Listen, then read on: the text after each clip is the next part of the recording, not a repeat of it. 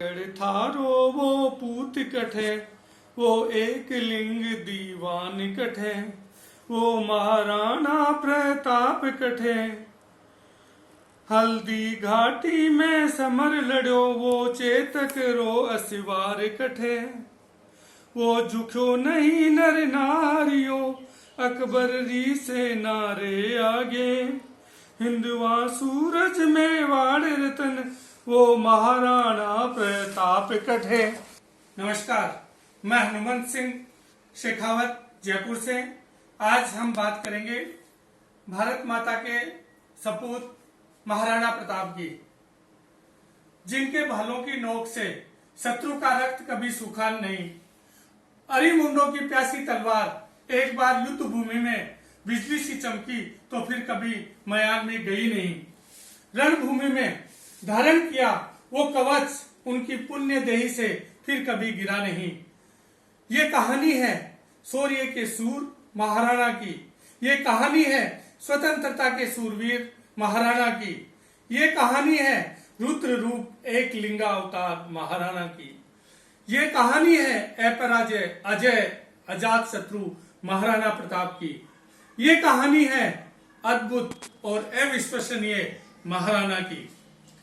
4 शताब्दियां बीत गई, महाराणा प्रताप को धरती से महाप्राण किए, लेकिन महाराणा का रण कैसा था ये हल्दी घाटी की मिट्टी से पूछिए। महाराणा का प्रण कैसा था मेवाड़ की धरती से पूछिए। संग्रहालय में रखे उनके डेढ़ बन के भाले से पूछिए। वो आज महाराणा के बाहुबल की गाथा सुनाता है। अरावली के पहाड़ों में मायरा की गुफाएं आज भी विजयनाद करती हुई कहती है, हाँ हमने देखा है महाराणा को। मेवाड़ के महाराणा का शौर्य अद्भुत था, उनकी शक्ति अविश्वसनीय थी, उनका संकल्प बेमिसाल था। महाराणा प्रताप का हर व्यक्ति के मन में ऊर्जा का संचार करता है उनका नाम। उनकी वीरता संख्याओं से परे है, उनका नाम सुनते ही रोंगटे खड़े हो जाते हैं। उन्होंने मरते दम तक कभी अकबर की अधीनता स्वीकार नहीं की।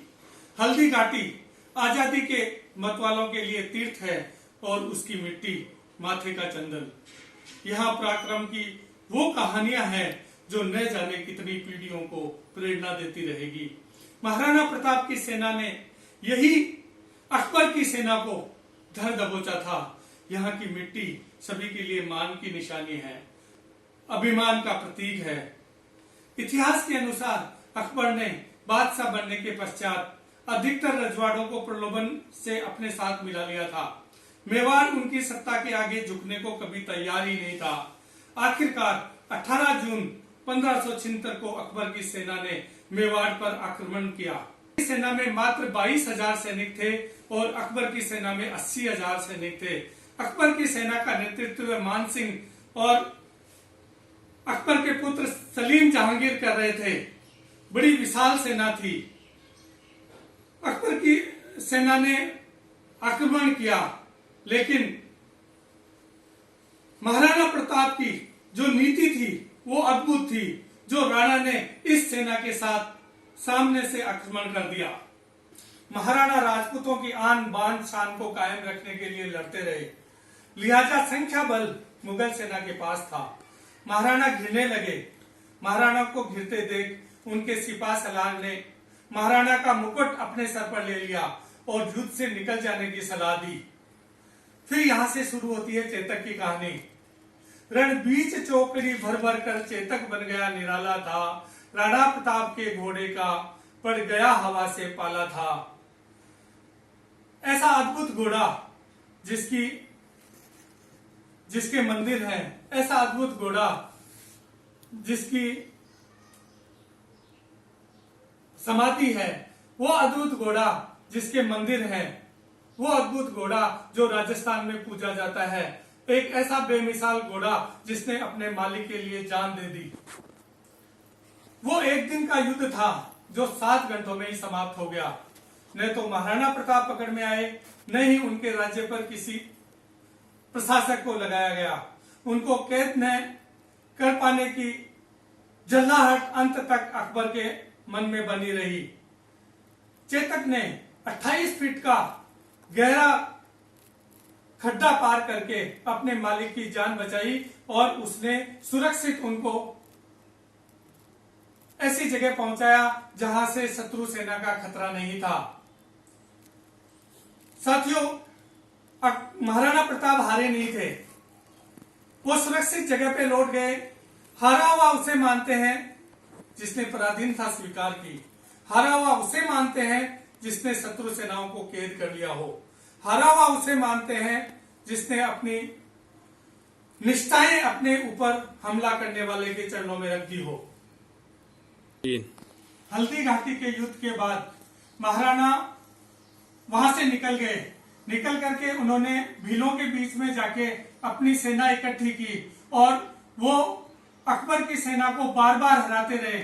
उन्होंने गोरिल्ला युद्ध किया, छापामार युद्ध किया और जो मेवाड़ का समसामयिक क्षेत्र था वहां से अकबर की जो सेनाएं गुजरती थी उनको हमेशा हराते रहे, उनको पछाड़ देते रहे और इस तरह से 21 सालों तक उन्होंने कभी भी अकबर की अधीनता स्वीकार नहीं की। उन्होंने भीलों की मदद से छापामार युद्ध किया, बहुत संघर्ष किया। ऐसा संघर्ष कि आम आदमी के लिए तो वो संभव ही नहीं है। उन्होंने अपने संघर्ष में हरे घास की रोटी भी खाई, नीचे सोते थे, कष्ट झेलते थे, अपने परिवार के साथ तमाम दुख झेलते हुए उन्होंने सारे कष्ट सहे। एक समय तो आया कि उन्होंने मन बना लिया कि वो अकबर की अधीनता स्वीकार करेंगे, लेकिन पृथ्वी सिंह जी ने उनको एक ऐसी कविता लिखी और उस कविता को पढ़ करके उनका मन बदल आया और उनकी आंखों में रोष आ गया, उनकी आंखों में खून आ गया और उन्होंने प्रण किया कि मैं मरते दम तक, चाहे मुझे कितना भी कष्ट हो, मैं जंगलों में भटकता फिरूं, चाहे मुझे कुछ भी करना पड़े, लेकिन मातृभूमि के लिए मैं लड़ूंगा। और कन्हैयालाल जी सेठिया ने जो कविता लिखी जिसमें मार्मिक वर्णन है, उसके आखिरी संत को मैं आपको सुनाना चाहूंगा, जिन्होंने महाराणा प्रताप ने जो पृथ्वीराज सिंह जी को जवाब दिया था और अपना संकल्प जताया था।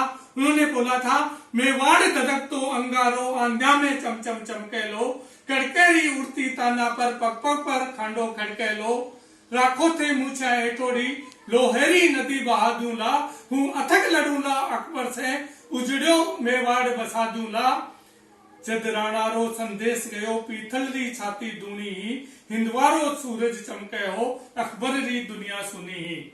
जी हाँ साथियों, ये महाराणा प्रताप का संकल्प था।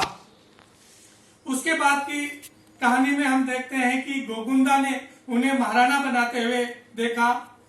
यह वही स्थान है जहां कभी महाराणा प्रताप के लिए उदय सिंह का अंतिम संस्कार हुआ और इसी स्थान पर मेवाड़ के सामंतों ने महाराणा प्रताप के सर पर पगड़ी रख उनका राज्याभिषेक किया।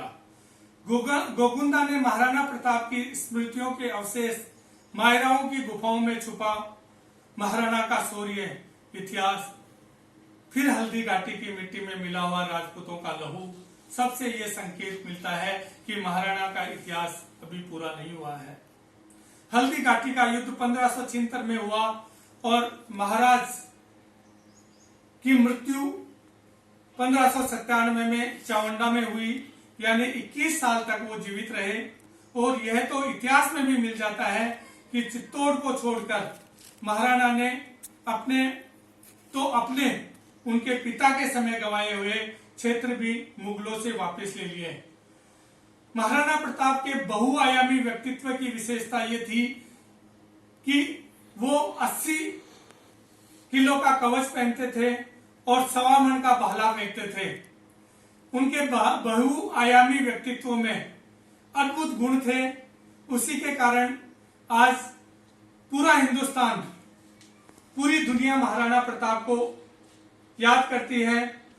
अब्राहम लिंकन जब भारत आने वाला था तो उसकी मां ने कहा, तू हल्दी घाटी जरूर जाना और वहां से उस वीर सपूत की मिट्टी लेके आना जिसने अपनी मातृभूमि की रक्षा के लिए एक छोटा सा साम्राज्य होते हुए एशिया की महान शक्ति अकबर से लोहा ले लिया था।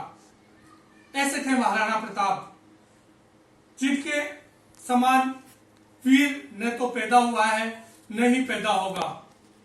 उनके आगे की पीढ़ियों के मैं बारे में बात करूं कि प्रताप से पूर्व की 35वीं पीढ़ी में मेवाड़ के राजा थे राणा हमीर सिंह के छोटे बेटे सज्जन सिंह, जो महाराष्ट्र वाले क्षेत्र में चले गए, जहां आगे चलकर छत्रपति शिवाजी महाराज का जन्म हुआ। शिवाजी ने भी राणा प्रताप की तरह छापामार युद्ध नीति अपनाई और औरंगजेब को चैन से बैठने नहीं दिया, जिस तरह से महाराणा प्रताप ने अकबर को नहीं बैठने दिया। साथियों, ये थी महाराणा प्रताप की अद्भुत कहानी, अकल्पनीय, अविश्वसनीय। जय हिंद, जय भारत।